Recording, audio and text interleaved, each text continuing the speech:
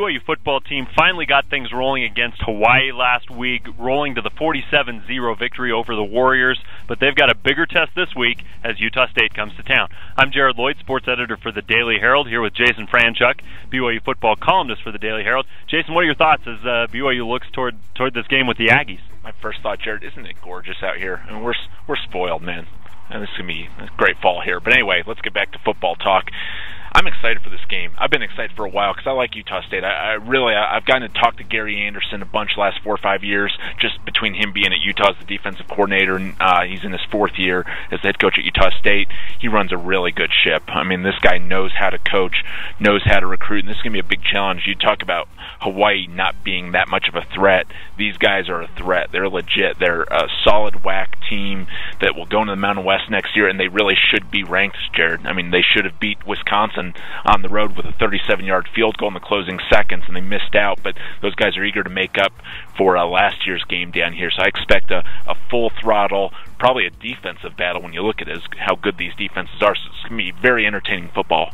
You mentioned the defenses, and both defenses are very good. They're both top 15 level statistically. That's a pretty impressive statement for both of them. Now, they haven't played the greatest of competition. Utah State's coming off wins over Colorado State and UNLV. Not exactly the cream of the crop this year, but still, they've got some great offensive athletes as well in quarterback Chucky Keaton and running back Kerwin Williams. Yeah, Keaton, you mentioned him, and he gets a lot of praise as possibly the best quarterback in the state right now, and he's a dual threat just like what BYU has. So BYU is comfortable in that they've seen Taysom Hill, they've seen Riley Nelson, they know kind of what to expect, and Kerwin Williams can be a threat either in special teams or running the ball. He's a guy who replaces Robert Turbin, who is now an NFL player, so that's pretty heady company there, him and Michael Smith.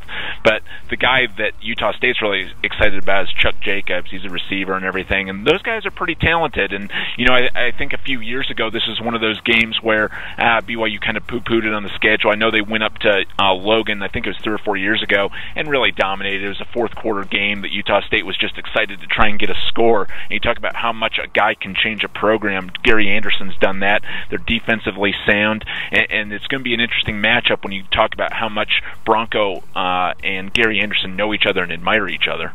Well, you mentioned last year earlier, Utah State beat BYU in Logan 2 years ago. This year, Utah State beat Utah, who beat BYU.